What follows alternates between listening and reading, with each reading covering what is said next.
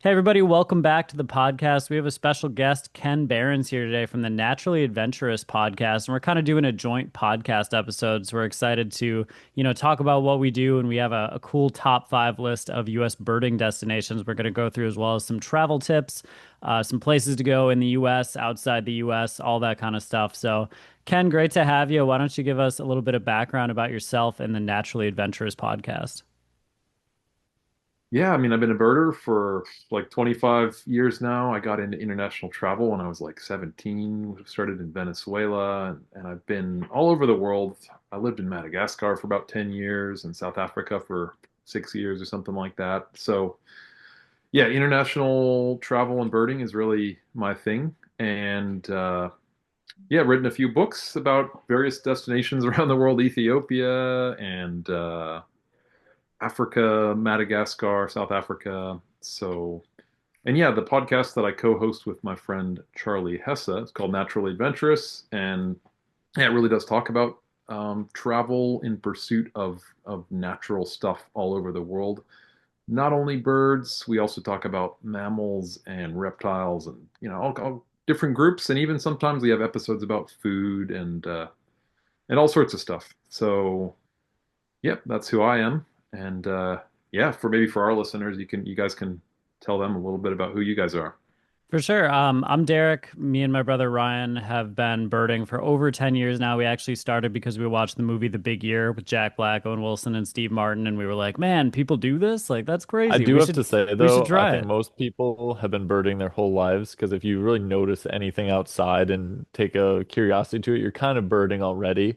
But I think that was the first time we put a We word can to say what we did. Fair officially enough. Yeah. birding. I think also like into, I guess would call competitive. Like we're not really competitive birders, but more of the keeping track of what you've seen aspect and going and chasing things more. That was kind of the beginning. Yeah, so we started doing it. We're like, dang, this is like really cool. People kind of picture it as like a retired hobby, but like, it's so much more than just something you can do when you're retired. So we noticed there were a lot of pictures, but not a lot of stuff like online. So we started our YouTube channel, Badgerland Birding, where we started vlogging our different adventures, and then we started adding educational stuff, and then we started the Badgerland Birding podcast as well. So we've just been, having a blast looking for different bird species, mostly in the U.S. We do some adventures outside the U.S. as well, but the U.S. is kind of our home base for most of the stuff we do. So it's just been a lot of finding cool stuff, learning, and also doing a lot of teaching. Yeah, I just recently discovered your channel and really impressed by the content you guys put out. Like very, very cool stuff, like entertaining and high quality and useful, especially to people just getting into birding, but to anybody. Anybody can learn stuff there. And I love the fact that you guys got into birding by way of the big year. Yeah. I saw that in one of your videos. Like, that's awesome.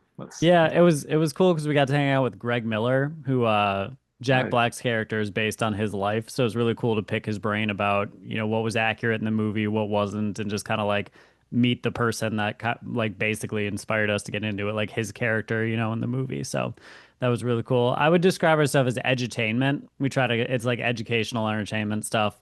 So we really try to be like a destination for anyone that wants to learn about birds and all that. I think what's cool too is it's really helped us learn about stuff because when we started birding, we really knew next to nothing. And so, we started learning from other people about where to find stuff and what it looks like in the field marks and all the different lingo and things. And then over time, making our videos, we're researching facts, we're researching history, we're researching what the birds do on a regular basis. So it really helped us to pick up a lot more as well. And we're always constantly learning.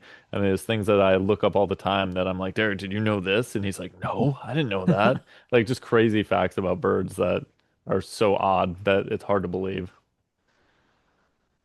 Good stuff. Yeah, do you want to jump into our top birding destinations right away?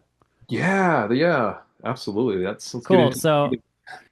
we're gonna do top five.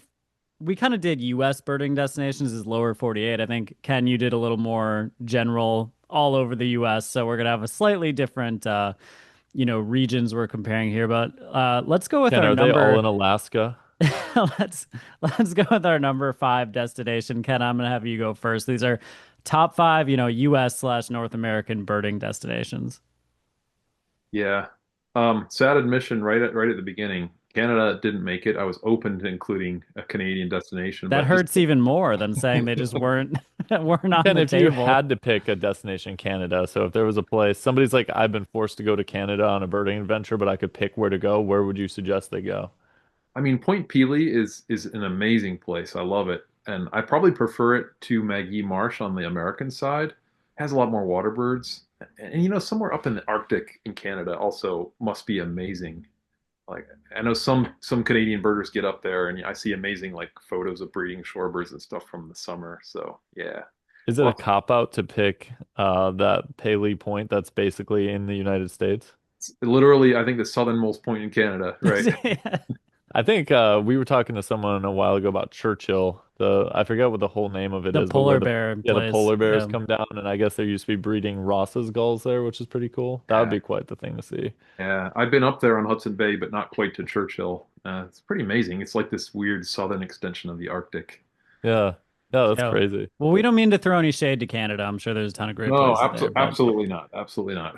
all right, Um, Ken, you're number five. Here we go. yeah, my number five is actually quite close to Canada, and this is northern Michigan. In particular, so all of mine are in the pattern of like a general area, but then a specific site there. And my specific site is Whitefish Point, which is this big point of land that sticks out into Lake Superior. Amazing migrant trap, big waterbird flights, and they do a waterbird count there. Lots of migrating owls, lots of migrating raptors, and a lot of warblers, and just a very cool migrant trap because you're in boreal forest. There's actually wolves wandering around. I camped up there for like a week once, and I woke up one morning and there was wolf tracks like going down the beach next to my campsite. Was that concerning to you, or were you just like, that's so Oh, cool? yeah, I Yeah. figure the wolves left in a place like that. There's quite a few people around. I bet they're pretty shy. Yeah, they're just cool, pure cool. Yeah, just that juxtaposition of like being in the wilderness, way up on the northernmost Great Lake, and being on a migrant trap just kind of blows my mind. I love that spot. Is that in the UP? In the UP, yeah, exactly. Okay. Let me Yep. ask you this. What is the birding infrastructure like there? Because there's some places you go and it's kind of just like you're on your own, and there's places where there's nature centers and people that are guiding and all that stuff. What's it like there? Yeah, there is a bird observatory that's kind of based there. I guess it's a little state park right at the tip, and I think there's like a maritime museum or something. There's a lighthouse. So there's infrastructure, there's parking lots and stuff, and some trails. And then as far as where birders stay, I think there's a town that's maybe 10, 15 miles away that has some accommodation, has a hotel, has a restaurant. So it's not a lot, but there's a bit. You're not just purely in the wilderness. Mhm. Yeah, I think something tough about picking this list is you have places that are like knockouts during particular times of year. Like Whitefish Point migration is going to be your bread and butter. And then you have other places that are kind of good like any time of year to go. So it's like, do you pick the places with the peak or do you pick the place where, any time of year you go? Because I'm assuming it's probably not as good to just go in like the dead of winter. You'd probably still see It's some cool stuff, but ice and snow. Yeah, yeah, yeah, yeah. exactly. Exactly. I mean, I think it's pretty good in the summer, and it's definitely good in both spring and fall migration. So it's like the majority of the year good, but there's peaks and then there's a very frozen time. Yeah, for sure. Our number five, we kind of went more general regions, but we had Central California on our list. And I think we went with a lot of kind of not like tourist destinations, but if you want to get a good spread of the US, these are places that have a lot of cool diversity. And this was a tough one to pick because Southern California is so cool too. You could really pick kind of any region in that area or like the Pacific Northwest and make a case for it. But we visited there and there's just so many different habitats you can check out and a lot of species that are either hard to find elsewhere or only really live in that region. So you can be on the coast one day, you can be up in the mountains, you can be in the desert scrubland area. There's just so much to see. There's a lot of endemics or close to endemics there too. So you've got the yellow-billed magpie, the Nuttall's woodpecker, California thrasher, California towhee. So there's a lot of good stuff to collect there that you either can't get in other states or you have to go near California to get them. So that's why we went with that one. Any specific sites there that you would pick out, or like on the coast or up? I mean, I guess like Yosemite's in Central California, right? Like, We didn't even hit Yosemite, but we did go up in the Sierra Nevadas, which was really cool. We had targets of getting Williamson sapsucker and then Clark's nutcracker while we were there, which we did end up getting both. So that was a cool place. Um, I think like we kind of, Sequoia was a yeah, pretty cool Sequoia's Oh one of yeah, the, place. yeah, Yeah, yeah. the anything on the shore, like even we were just in the harbor over there, and we ended up seeing a red-footed booby, which was really neat and kind of just random. I know Wow. like the Point Lobos was really cool out on the shoreline there. So I think you can't go wrong with a lot of the places you could go. Not as much birding infrastructure as like some of the other places on our list, though. Yeah. I just did a huge 3-month road trip with my family through the West. And wow. looking back, we all agreed California was just like the most naturally amazing state. Just the Yeah. range of stuff, like you guys said, from the Sierra Nevadas down to the coast, it's incredible. What a state. I think if I Yeah. had six, that'd be number six for me. But then it's like, where do you choose? So Central California is a good one. It covers a lot. Yeah. All right, let's go with your number four. All right. Um, so my number four is coastal Massachusetts, like New England, and specifically, I'm going to go with the tip of Cape Cod, which is Race Point, and then there's a town there, Provincetown. Don't know if you guys have been out there, but it is another great sea watching place, and just generally good for migration birding and sea birding, and it's a little like the Outer Banks. You almost feel like you're on a pelagic all the time when you get out there. Like you're so far out into the sea. There's deep water, and I was there one summer when there was this crazy event when there were like tens of thousands of shearwaters visible from shore, of three different species just streaming up and down the beach. There were humpback whales just everywhere, like breaching. I did a couple whale watching trips that summer, and you'd go like 30 feet from the beach because you didn't need to go any farther, and there were just humpback whales out there. I've been there in winter when there's lots of alcids flying by, like puffins and razorbills. Well, not many puffins, but razorbills mostly, and a few dovekies, and yeah, that's a place that is just good most of the year. Even like the middle of summer, I've been there. There's big tern roosts, and you get lots of roseate terns and Arctic terns. Just very dynamic place. Yeah. So I went to Boston, but didn't really get to do a ton of birding, but I did end up sort of like exploring Boston Commons and then going to the coastline a little bit in Winthrop area. And I was still not that deep into birding yet, but I was really excited to see American oyster catchers. So I was on the, coastline looking for American oyster catchers, and it definitely has a certain vibe out there in the New England area. It's pretty cool. And then I remember the thing that really struck me is how many great blackback gulls there were. They were just all over the place compared to here. They're, not terribly common. We get them in winter, but the blackback gulls and the common eiders were all over the place, which was pretty cool to see in that area. It starts to feel a little more like the West Coast when you get, a lot of the U.S. Southeast, I find, yeah, the coastline can be kind of boring. I don't know, warmer water, but yeah, you get up there and it's pretty rich. Would you recommend winter or spring or summer as the best time to go? Winter's probably going to be the time when people will get the most birds that are really hard to come by in North America. There's like a chance of a king eider and harlequin ducks and purple sandpipers and some of those real sought after birds. The most birds for your buck. Exactly. I've been to the Outer Banks area. Haven't been to the specific point that you were talking about, but it does feel like you're on a pelagic all the time. Anyway, we were there in I think it was like the start of the year, so it was not touristy. It felt like a dead tourist town where it's like there should be a bunch of people here, but they're not, which is kind of an interesting vibe. But That yeah, is. a lot of cool stuff in the Northeast. That's an area we definitely want to explore more in the future, but haven't, got as much experience with. Well, it's funny too, because if you go looking from state to state, you can knock out so many states in the Northeast. But then Mhm. if you go out west, that same distance that would cover five, six states covers Montana. Totally. It's good, very good for state listing, New England. Yes, absolutely. There was somebody who said the US looks like it was discovered west to east, where they were like, we're gonna make a big state here and a big one here, and then like, oh, we need 50, and they just started putting all these tiny ones in at the end, That and I'm is like, true, actually. it really does feel like that. All right, let's go with number three.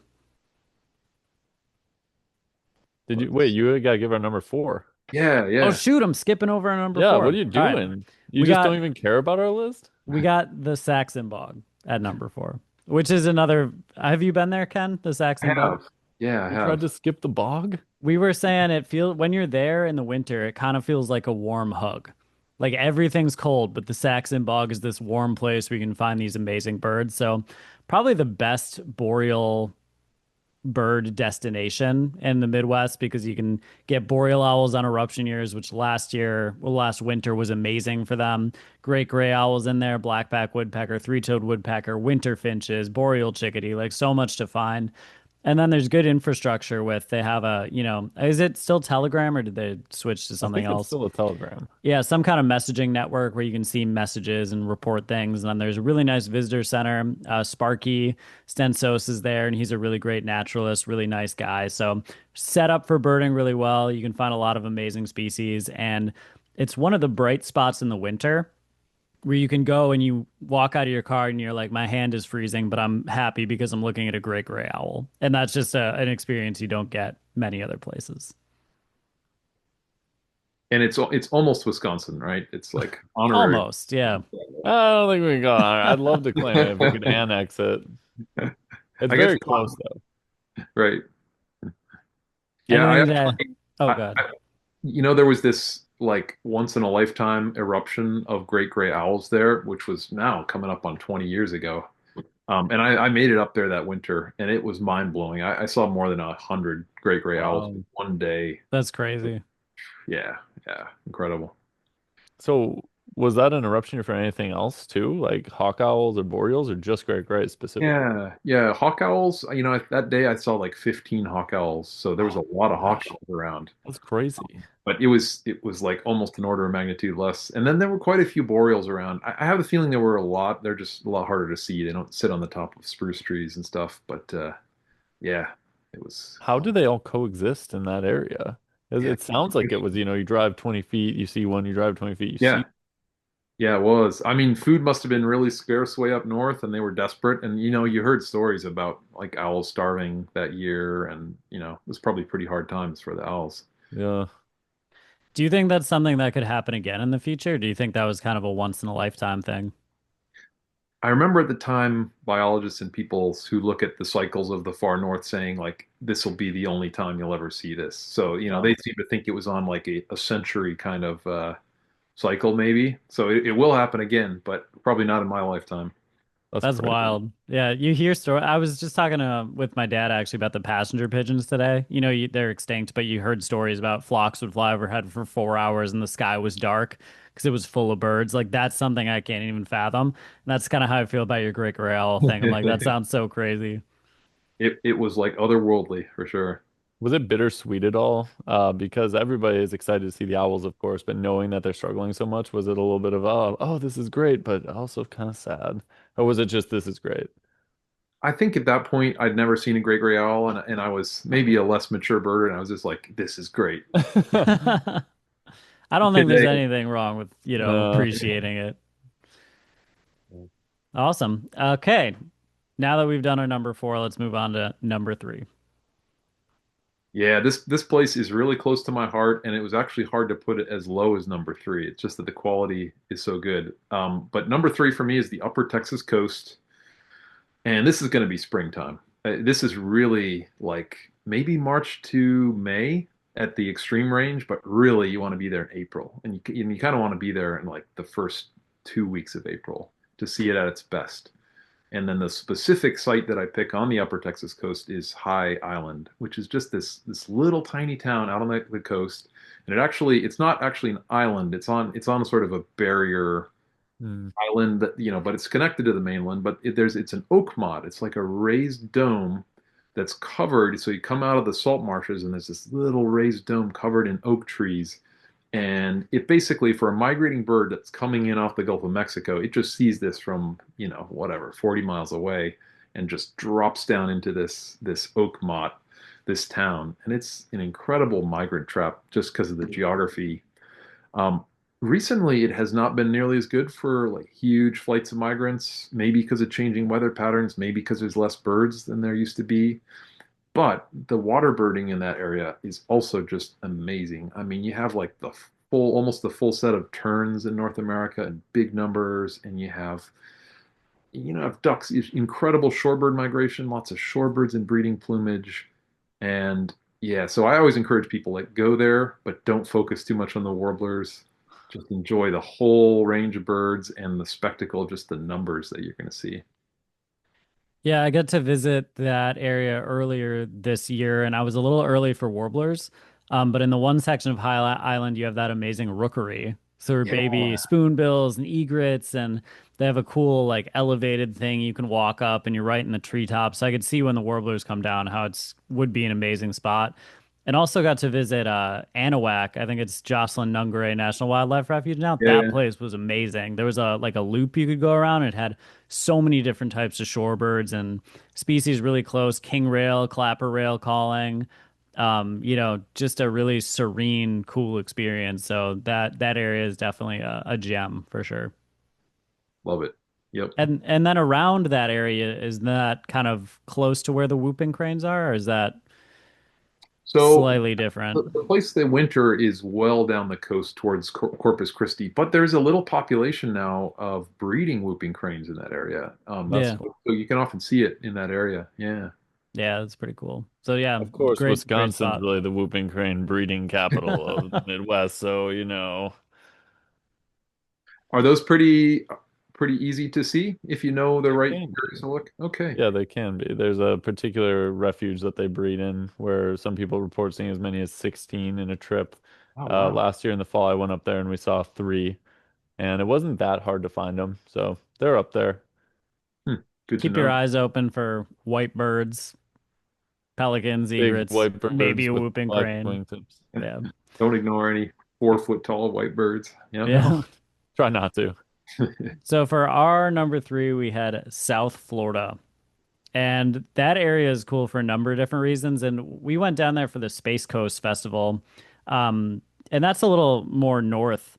But that whole region, if you go as far south as you can go, you have all the stuff off the Keys. So that's like its own ecosystem. But we really enjoyed seeing all the parrot populations, the spot-breasted oriole, and then all the stuff like limpkins and spoonbills and coastal species. And it's just such a unique environment with all those non-native animals and then also native ones to enjoy in places like Orlando wetlands where you can go on a boardwalk and there's a spoonbill 3 feet away from you. I took a I feel like that's GoPro video Central of a Florida. purple gallinule. Yeah, but you kind of get that stuff, further Yeah, go south down to too. like Wakotahachie, Loxahatchee, Green Cay. That's a little more south. It's all good. You got a It lot is of all places good. to pick. I feel like being in proximity to, the rest of the state too, you have your pick of places to go. So It definitely a lot changed to how it like there. felt going farther south, though, because when we were in Central Florida, you didn't feel like you had a chance to see a lot of that even more tropical stuff. And then as we started to get farther south, you would just hear the parrots calling from different places sometimes, and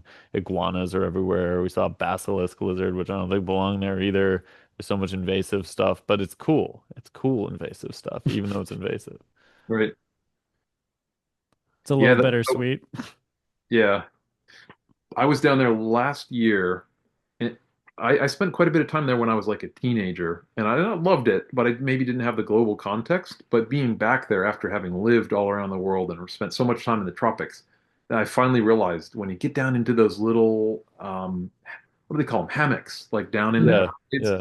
that really is the tropics. That's you look at the species and the structure, and that's just like a tiny little rainforest like fragment that's in the sea of grass of the Everglades. Just so cool. Yeah, it is pretty cool. And what's weird as well is if you look at the state on a map, you see all the lights of Miami and all the cities in Miami and all the other things that are on the east side. And then the west side is just dark because it's Everglades. So the state on the bottom part is so cut in half in terms of there's all this wild stuff west and then all this dense human habitation on the east. Which also funnels the traffic in there. So The traffic was traffic's terrible. terrible. Yeah, it Worse was than some I of the worst. expected. Yeah. I-95, man, it's horrible. Well, people were saying a lot of people who live in places where you may not have to drive, like New York City, then retire in Florida. So they're not used to driving, so they're just bad at driving. They don't really know how to do it. So that was brutal, but it was great to see all the wildlife there. Yeah. All right, let's go number two. Yeah, this is well. until I finally visited my number one. This was my historical best favorite place to go birding in certainly the U.S. This is Southeast Arizona. It's just wonderful. I mean, it really is essentially biogeographically, it's Mexico. These mountain ranges that extend up just a bit into a little bit into New Mexico and then Southeast Arizona. You start looking at the ranges of all kinds of birds, and not just birds, also butterflies and reptiles, and even things like jaguars historically occurred there. Biogeographically, this is part of the Sierras of Mexico, and it's just this little northern projection, and so you get all these cool things occurring up into Southeast Arizona. But not only that, what I really like about that area is that it's quite wild and it's quite extensive. There's many different mountain ranges, and they're all national forests, so that you're quite free. Like I went there when I was in my 20s, and I just you camp wherever you want. Basically, it's national forest, it's BLM land. Camp anywhere, just wake up surrounded by birds. You're just very free. It's very open, and so many different places you can go. However, I will pick one favorite to mention, which is Cave Creek Canyon, which is over on the east side of the Chiricahua mountain range, right on the border with New Mexico. It's just a great place. This is a place we went on the road trip that we just did, my family and I, and we absolutely loved that area. Portal is a little town there, and it's funny, half the population of Portal seems to be like retired biologists. It's this super cool community of people, tons of birders, tons of people who are just very knowledgeable, just love their place, and trying to just keep it wild and natural, and yeah, excellent birding, and yeah, love it. Could go on and Yeah, One on. thing. we Oh, go uh ahead, Dave. we couldn't agree with you more, Ken, because that's also our number two Nice. destination is Southeast Arizona. So go ahead, Rye. I was gonna say what's funny is in a lot of the places in Arizona, it's people's backyards are the go-to place to see stuff. So Portal, people say, "Oh, go to the backyards and see the hummingbirds there." So it's just people that have set up bird feeders or historically fed birds that are some of the go-to places. But those mountains are really beautiful, and we were there. Derek's been there twice. I've been there once, and what I liked about it is you can check out the Sonoran Desert in the early morning before it gets too hot, and then you just solve the heat problem by going up into the mountains. So then we went up to Mount Lemon, and it was 65, 70 degrees there, and it was beautiful. Yeah, there's just so many different places that you can go. Ash Canyon, amazing place, and so many hummingbirds to see too. So like throughout the day, you have your pick of different places to visit. Do love Mount Lemon, I and love there's Mount so many Lemon. habitats to see there too. And the infrastructure is really good for birding too. There's a lot of info. People know what you're talking about. People know what you're looking for, and yeah, it's absolutely gorgeous place. And we cannot forget there's so many other cool animals there, like reptiles. So you can see so many interesting snakes and lizards and insects there too. Yeah, for Yeah, sure. it's it can be like a bio blitz, especially when you go. I think the best birding time is the monsoon, which is like July, maybe into August. It's a weird place because when like May, June, you think of that as being spring and like really good in most of the country. It's actually pretty dead and pretty hot there. And then you get this late summer, mid to late summer rain, and it just explodes into greenery and flowers, and all the birds are breeding. And then I think a lot of the songbirds of Western North America basically migrate there in that time of the year, and I think some of them even breed a second time.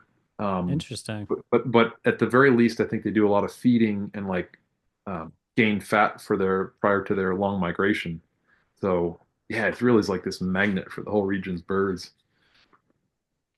Yeah, I know they have the Southeast Arizona Birding Festival in the fall. So I think that's definitely one of the better times to go. Have you seen the Gila monsters out there?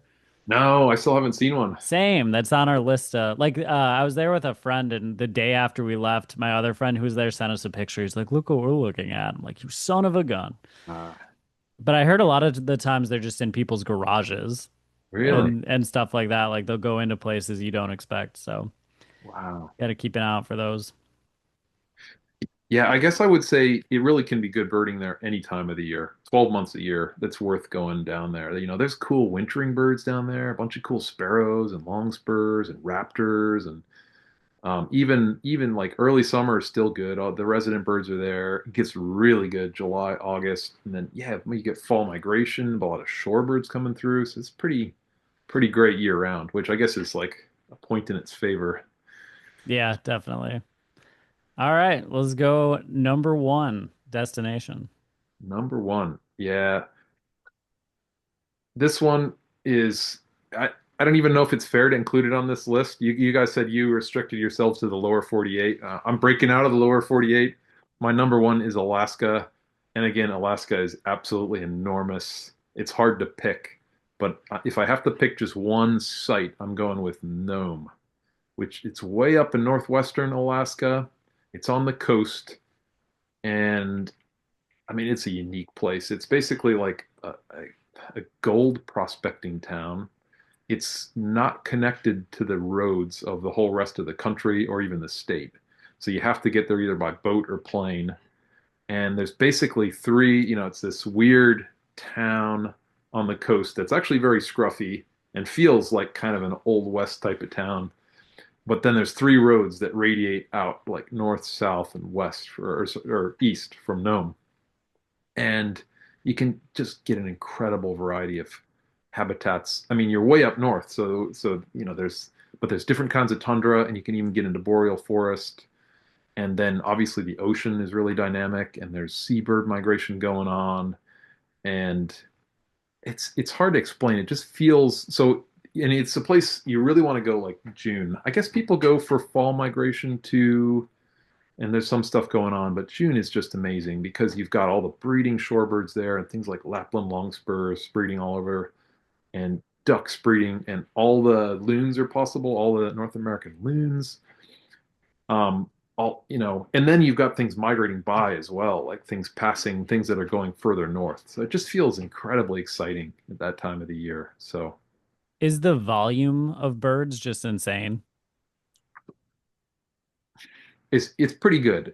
I don't know that I would say that it's that much higher than like Florida. I mean, Florida has a lot of birds, just the numbers of egrets and pelicans and stuff. But then when you think that it's numbers of, like red-throated loons and Pacific loons, and it's like numbers of things that you just don't see that many of oftentimes in a lot of the country. So there's like an exoticness to Yeah. thousand, eiders in big numbers, or like breeding shorebirds and breeding plumages, like dancing around or singing, or just it's kind of like this bizarro world. So I guess that's what strikes me more than the sheer numbers or the sheer abundance of birds. Yeah, are they really in really in their element too? Because I imagine there's not a lot of development in Nome. So does everything just feel super natural and like you're Yeah, out in the complete wilderness then?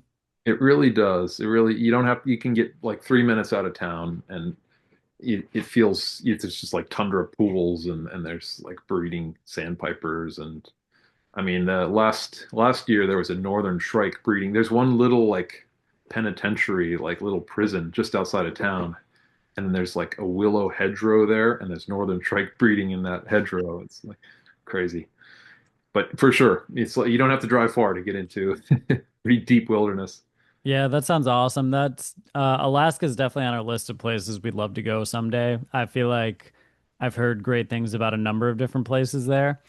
Um, did you contemplate putting Hawaii on the list at any point, or is it just too overrun with invasive non-native birds that it's, not as fun to go to as it would be if it was pristine?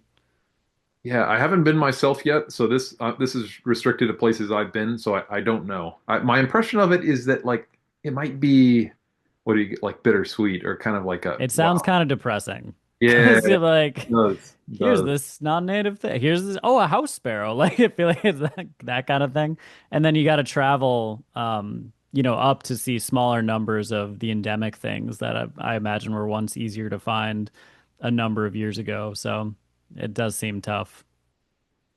It's such a weird selection of exotic birds in Hawaii. Like there's this Franklin, Urkel's Franklin that's I've seen it in Ethiopia, but it's actually quite a hard bird to see in Ethiopia. It's like along a part of the escarpment and it's very shy. But then for some random reason that got introduced in Hawaii, and it's actually probably Well, easier to see in Hawaii. But That's yeah, great. you just got this like mixed bag of birds from all over the world in Hawaii. It sounds really really bizarro.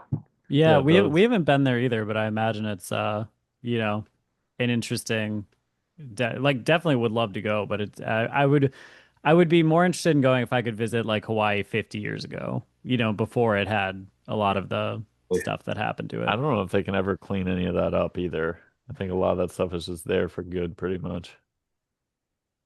It's Yeah, my yeah, I don't know what their plans are.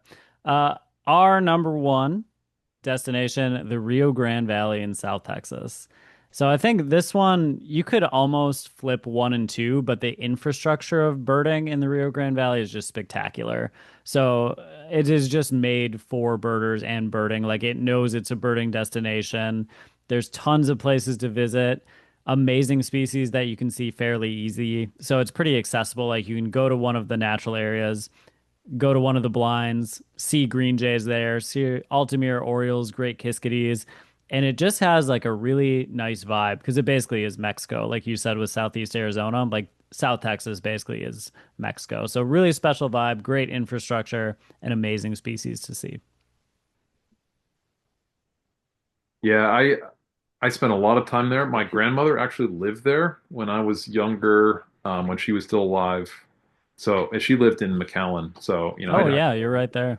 months birding down there, and the reason it didn't make my top five is that maybe I saw it way back, and then it's so much more developed now. The whole Mm. like, it's almost become like this city, all the way from Brownsville all the way up to McAllen. It's filled in, and the roads are so busy. So if I hadn't seen it earlier, like I probably would see it more like you guys do, like that. This is awesome, but Yeah, I totally get that.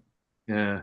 It's still great, no doubt. And it's a great place to dip your toes into like almost Mexico, Mexican birds, even Mexican food. It's like Yeah, that's true. It feels like a different culture in a different part of the world when you go there. And now with the border wall there too, that provides an interesting backdrop where we went to San Margarita Ranch to see all the crazy stuff that was there a few years ago, like the mottled owl and the Tiger Heron. tiger heron, yeah, the brown jays. And we were there really early in the morning, and you just drive along that border wall, and there's lights on it. It's just a very unique vibe now. And with the habitat being the way it is, you just don't see that anywhere else in the U.S. And it is funny because so many of the things that live there, you just see that that is the only place in the U.S.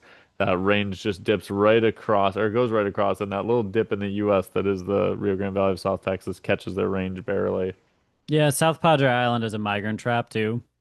yeah. Amazing migration down there also. So they were trying to develop one of the areas there, and there was like a petition to not develop it and get rid of the habitat. And as far as I know, they didn't end up. They decided, like the city decided there was a way they could expand and not get rid of some of the habitat. So, it's always good when you see some of that work to try to protect some of our lands. But I would be really curious to see, like when you were growing up, what it was like there, and how wild it probably was at that time. Yep. It's trended in a bad direction. Although ironically, like if you look at the Google Earth imagery, you go south of there into, I think it's Tamaulipas is the Mexican state that's adjacent. It's almost completely deforested for like a couple hundred miles south of there. So there's actually a lot more wildlife habitat now on the US side of the border. And I think it Wow. almost functions as like this migrant trap Mm. for like any bird that wanders around from in the Tamaulipan thorn scrub or in those northeastern Mexico habitats. It's almost like it pulls those birds in because there actually is good habitat. So I in wonder some if ways that's be better. I wonder if that's what happened with that mottled owl that was on Santa Margarita Ranch because like they hadn't. I don't remember the story with it, but rare that it was there, even though it's fairly close. I wonder if it just kind of got far enough north where it's like, oh, habitat, and now Ooh, that's yeah, kind of its trees. spot. Yeah, That could Yeah. be. Fantail warbler was there at that same time. that was cool. Yeah, we some years it's just bustling with rarity, as other years it's kind of more That year in particular, there was because the there's the standard roadside stuff. hawk too. The Yeah, there's always the rose-throated Bacards, but there was the black. Was it black collared Bacard? Gray collared Bacard. gray color Picard. Gray collared Right. Bacard was there too. Yeah, that was a crazy year. That was almost like the South Texas equivalent of that great gray owl eruption year. I mean, I don't remember any year that was on par with that for rarities and vagrants down there. Yeah, it was wild. We went down there at just the right time and got to just run around trying to collect all that stuff. It was really fun. Yeah, it was fun, partially frustrating because you would talk and see other birders, and they would be like, "Oh yeah, like the fantail warbler came out for like 15 minutes. It gave great views," and then you would go there and there'd be nothing. So it'd be like you're like, "Well, we'll try again tomorrow," and Well, chasing you'd get rarities all in that kind South of stuff. Texas was very different than chasing rarities here because here, if you see a report of some of the stuff, you know it's there and you can find it the rest of the day. It felt like with birds such as the gray-collared Picard, if it was a report 10 minutes before you got there, you weren't seeing it. Because People it would had see it. already made an appearance for Yes, that it had time. already made an appearance and it was not showing up again. But then you'd see a lot of reports. You'd think it, oh, it was reported daily. We should be able to get it. And then you'd spend 2 days there and miss it by a 5 minute window every single time somehow. There would be people lining that tram trail there, and one person would see it somewhere, and then no one else there would get to see it. It was crazy. Yeah. It's like the mixed blessing of all this information, right? It's Yeah. like you also know what you're missing. That's true. Yeah, and when Ryan was like, it's different than here. Here is Wisconsin for us, so I feel like a lot of times when stuff gets reported in most places, you have a good shot at seeing it if you go early and try to find it. But it is a different vibe there. Ken, how is it in places you've traveled, like other countries, with rare stuff getting reported? Are some of them so unexplored that nobody really knows what's out there and you could stumble upon anything, or is there really good infrastructure in a lot of them? I would say all of the above. It depends. Some countries have like a fanatical cadre of local birders, and let's say almost everybody uses eBird. So a place like Taiwan comes to mind. Like it's really good coverage. People are really keyed into migrant traps and weather and all this stuff, and they're picking things up and reporting them. Um, Other places are kind of like terra incognita, maybe not many birders and or not many eBird users or anybody putting anything on this any kind of platform sharing it. And so yeah, it can just kind of feel exploratory, like you're still bumping into stuff. Some parts of the world, the eBird filters are still pretty rudimentary as well, which can be frustrating, but it's also exciting and you can feel like you're contributing new stuff. Which one do you prefer, where there's an infrastructure or where you're just kind of bumping into stuff? I like bumping into stuff. It's You a big struck me thing. as a bumping into stuff kind of guy. Yeah, I loved living in Madagascar for 10 years. I realized, especially when I left, I missed being able to feel like I was contributing something novel, just like making bird song recordings and just figuring out like new calls that no one had described before, and even like iNaturalisting stuff, and just feeling like this is a meaningful contribution. Not that many people are doing this. The US just feels so kind of saturated from that perspective. I mean, I like chasing stuff too, and I like going on a birding trip and trying to see stuff that I know is already there. But for a living, I do miss that. Have you ever contemplated picking a species that people know very little about, even though it's in the US, and just doing a deep dive on it? Like rusty blackbird, I think people still don't know much about where they nest or breed every year. It's a good idea. I sort of did that as a kid. Actually, I started birding in the Pittsburgh area, which is right in the hybrid zone between Carolina and black-capped chickadees. Hmm. And I spent like 2 years just like studying chickadees and just like making notes about their greater coverts and stuff. So I did some of that in my younger days for sure. We talk sometimes about how in birding there's a particular guy for different things. So there's a flycatcher guy who wrote the book on flycatchers. Scintili, yeah. Binti Lee. There's a gull guy, Amar, who wrote the book on gulls. We need to find something for you to write the book on and be the guy for. The chickadee guy. You could be the chickadee guy. I think shorebirds maybe still need some representation. Well, there's the Shorebird guy, the Shorebird Guide by Crossley and Carlson and those guys. But yeah, I don't know if I would call Crossley the Shorebird guy. Still Yeah. open, still an Yeah, open so I niche. think we need a Yeah. shorebird guy. If you want something a little more colorful, you could be like the bunting guy. The bunting Oh, guy. that's a nice one. Oh, the What sparrow guy. oh, I think that's I think there's an old Sparrow guide. There was definitely a guy at some point. I don't know if he's still the guy, but he may yeah. be ready to pass the torch. I'm If not you sure. can't name him immediately right now, then it's open. Pass that LBJ torch. Yeah. Yeah. What drove you to move to Madagascar in the first place, and what caused you to move out? So at the time I was living in South Africa, I was actually on the verge of moving to East Asia, to Taiwan. And I ran a tour in Madagascar and basically ran into the woman who's now my wife. And so it was one of those kind of relationship shaking up your life situations. Now I'd been there before I met her, and I always loved it, and I love the natural history, just riches of it. And I always thought it was kind of livable. I liked the people and the food, and so when I met her, that kind of fell into place, and that was the easiest way for us to be together for a while. Loved it. We moved back. Well, she moved to the States. I moved back to the States mainly for our kids to just give our kids a view of both worlds, like the U.S. side and the Madagascar side, and not to feel kind of stuck there. There's good and bad to both. So yeah, we'll see. We'll see what comes next. What Yeah. was the pro simian situation like in Madagascar? Pretty unhinged. Yeah. Wouldn't want it any other way. What does that mean? Prosimian capital of the world. Yeah, I mean, there's depending on your taxonomy, there's well over 100 species of lemurs, prosimians now in Madagascar. And five different families, which is just insane. If you look at the whole diversity of primates, in terms of families, I think it's like a quarter of the diversity of primates is endemic to Madagascar. That's absolute. That is unhinged. You're right. That It's was the correct terminology. Do you guys have tarsiers there? no tarsier like things, but no tarsiers. You guys have eye-eyes though, right? Yeah, that's a whole family. The Did you eye. ever get to see any eye-eyes in the wild? Yep. I've seen them a couple times, and yeah, they're nuts. They Like, are nuts. Yeah, that's so cool. I yeah, was at the Omaha Zoo earlier this year and they have an eye exhibit. nice. That was cool. I mean, obviously it's super dark, so you just see this shadowy figure walking around the branches in the exhibit, but it was Did it look really like the cool. D-Rex from Jurassic World? You A just see little, like a shape. except it just has its finger out like this. Yeah. It's insane skeletal middle finger that it uses, and it can turn that. It can the fingertip can rotate 360 degrees, like in Wow. That's it crazy. sticks the finger in and digs out That's growth. so weird. What a Yeah. strange creature. Every bit as weird as the platypus, but not known. Like almost, I'm impressed that you're keyed into the eye because I'm a it's little bit of a pro-simian guy. What can I Yeah, say? he could be the love eye it. eye guy. The The eye eye Do guy. guy. it. Do That's a it. pretty good one. Could What be a is new something YouTube. about Yeah. Madagascar that people might not know? Wow. There's so many things.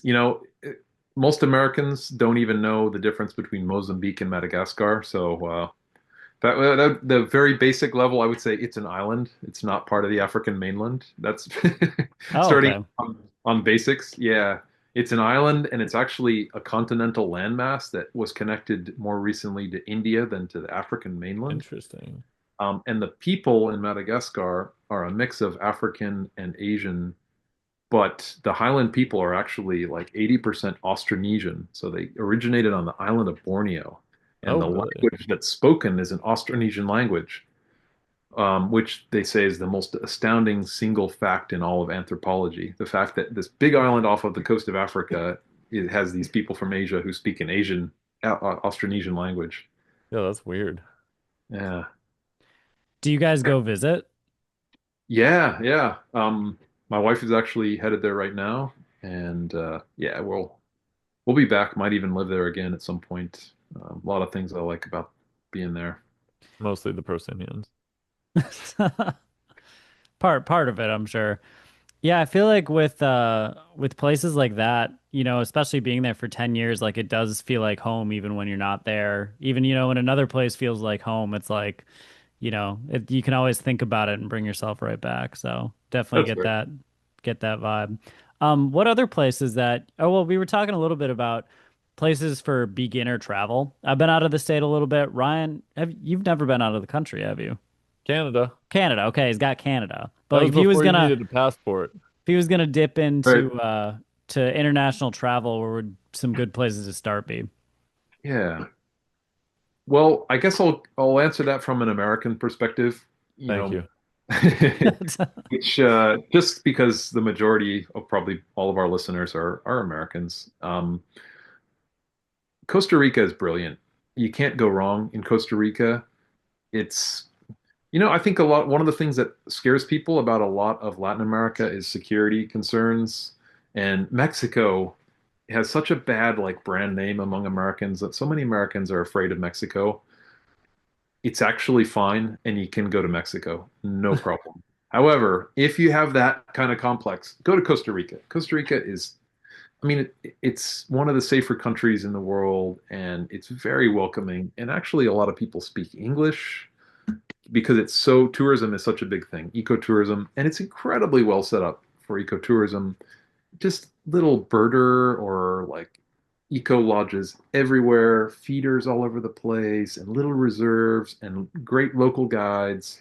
I mean, you just can't go wrong in Costa Rica. If you have any trepidation about it, it's like if you want to dip your toes in, just go to Costa Rica. It'll probably blow your mind. There's like 1,000 species in Costa Rica, and it's about the size of West Virginia. So it's tropical biodiversity. How concerned do you have to be about bot flies there? I don't know that they're not there at all, but I don't think it's something you need to worry about much. Yeah, can confirm Costa Rica's amazing. I was there for like a week for like a college kind of class thing, got to do some birding and it did blow my mind. And we only explored, a little bit of it. There was so much more to see and so many places to go. So, and it was very welcoming. A lot of people spoke English. Um, yeah, great place. I'll just throw out a couple more ideas for people. Um, Europe is actually really fun. If you've never been out of the US, that's a super safe and easy, like user-friendly place to go and do a nice combo of like museums and palaces and cathedrals, and then, do some walks in parks and take the train out into the countryside. I did a lot of that when I was in my 20s, really loved that. And that's just like 100% safe. Like, if you're a young birder, your parents are not going to object to you going to Spain or France. It's like that's a good place. Thailand is a great place. Again, it's got a good level of infrastructure, super nice people, super safe. It's just very easy. There's not a ton of English spoken, but you can get around. There's enough tourism. You can rent a car, you can take public transport and see a ton of birds, and it's just going to be a whole different world. Ken had to step out for a quick second, which got Ryan and I talking about the movie Madagascar. I forgot there was the movie Madagascar. How would you forget that? I don't know, we looked it up and it was The seeing biggest thing pictures that's of ever it. happened in Madagascar. I don't know about that.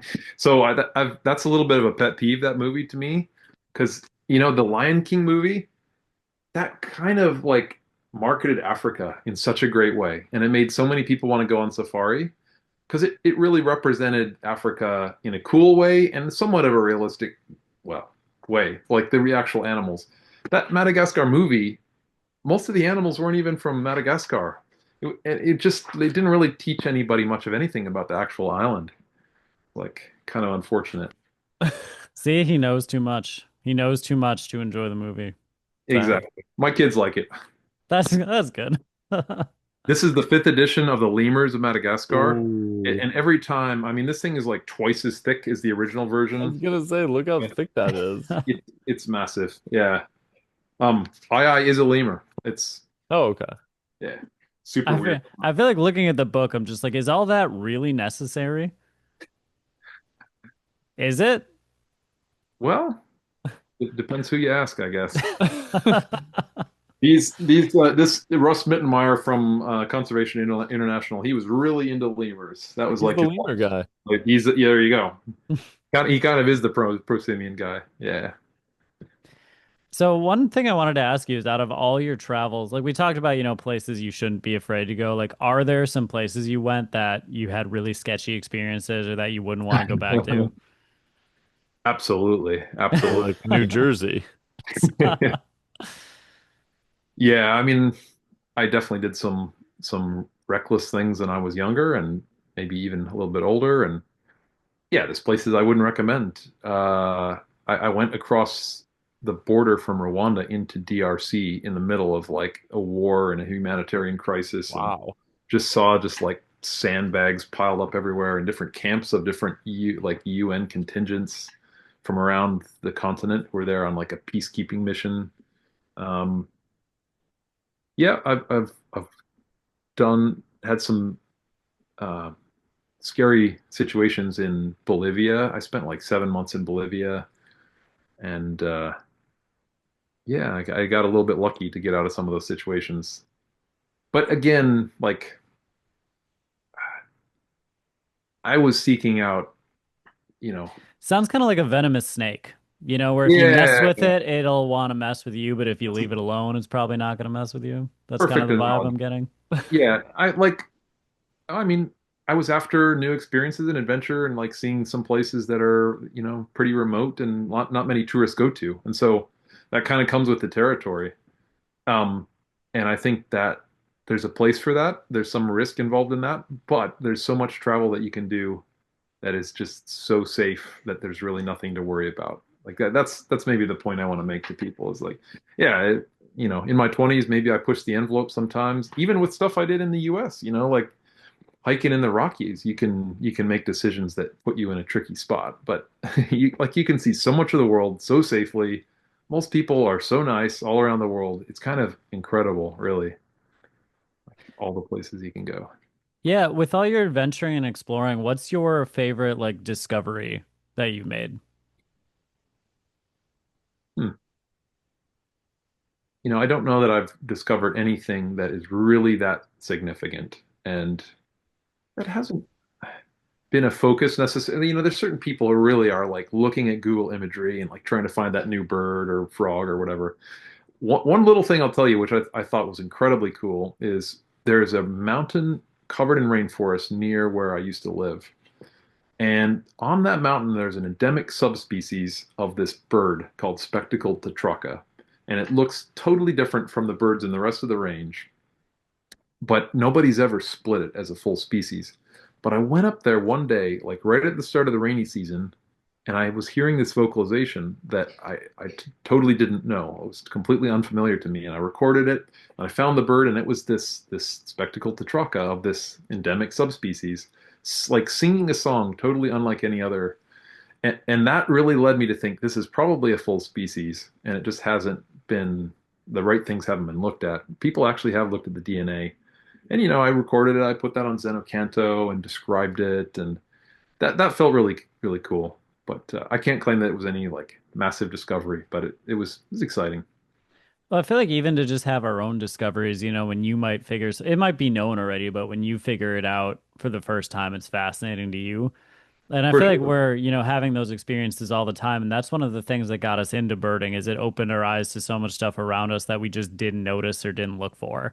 So when we started realizing we could go out in the winter onto Lake Michigan and see all these sea ducks, like that was just mind blowing because we had never done it before, never known to do it. So that is one thing I think nature and birds in particular, are really good at is opening your eyes to the natural world and seeing things that you would take for granted and then wanting to protect it. Absolutely. I did a walk just a few days ago with a good friend of mine who's a botanist, Mhm. and he sees their world through a totally different lens. And he was we're just walking in a place that's a couple miles from my house. He's pointing out stuff that I, you know, ignored, missed my whole life. Like, oh wow, that's really cool. So absolutely. Yeah, Did it's you make always fun of them for how easy it is to do plants though, since they don't fly away? Yep. that's not a no.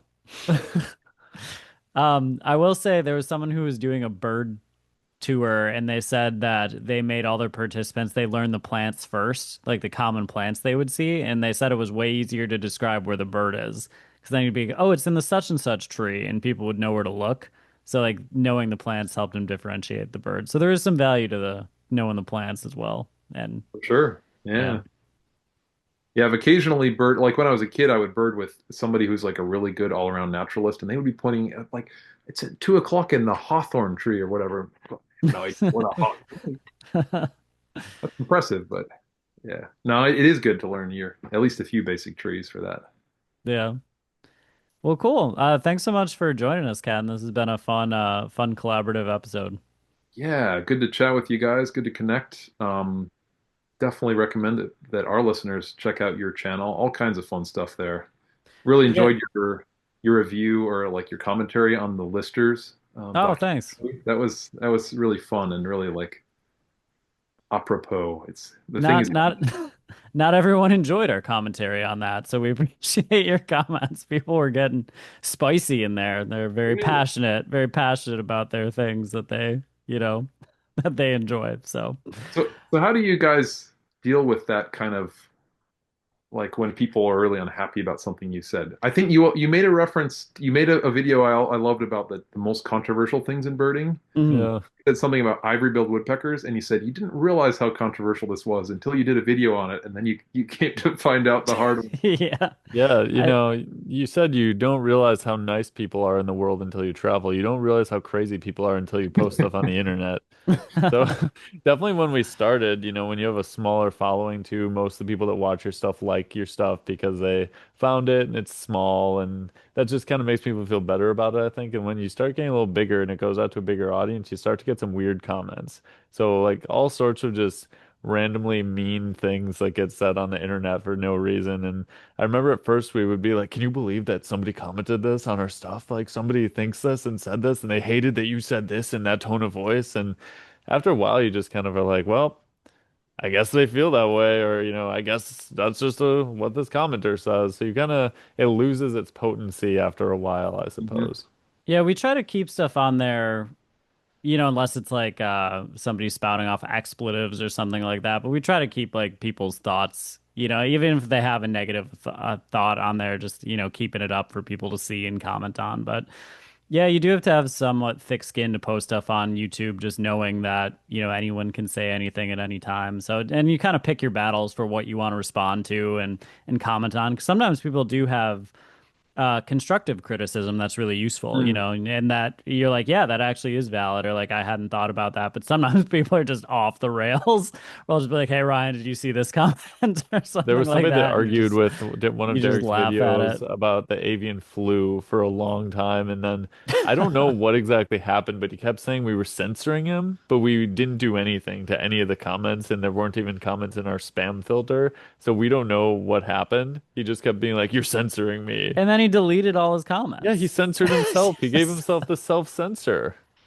Yeah, it's a wild place. But if people want to check out our stuff, they can just search Badgerland Birding on YouTube, and we have over 700 videos on there. And then we have the Badgerland Birding podcast. Ken, where's the best place to find your stuff, as opposed to, well, in addition to just searching Naturally Adventurous on Spotify and all the other podcast platforms? Yep, that's the easiest way. It's everywhere good podcasts are sold for free. Yeah, you can get it for free. All the major platforms. One other thing I'll quickly mention is the habitat books that I've been working on recently. Just to plug those, if you will. This is Habitats of the World. It's like a field guide format book to all the wildlife habitats of the entire world. That's cool. And then, appropriate to this episode, since we talked about our favorite places in North America, well, the US, really. Sorry, Canada. But this is the Habitats of North America. I was not an author on this, but this was written by like a couple friends of mine, same format, drills down on North America. And then I just finished one, Habitats of Africa, that drills down on Um, Africa. Some, same kind of format, field guide format, tons of photos. So yeah, you can find those on Amazon or whatever. They were published by Princeton. So yeah, um, thanks for having me on. Thanks for doing this collaborative episode, guys. Good to connect with you, and yeah, maybe we'll do it again at some point after you have left the U.S. Maybe after leaving Madagascar and seen the eye in person, I've and been we'll trying to convince him to get a passport, so it's a process, but one day we'll get him out of the country. Well, do thanks so much, it. Ken, and thanks to everyone for watching and listening to this episode of the podcast.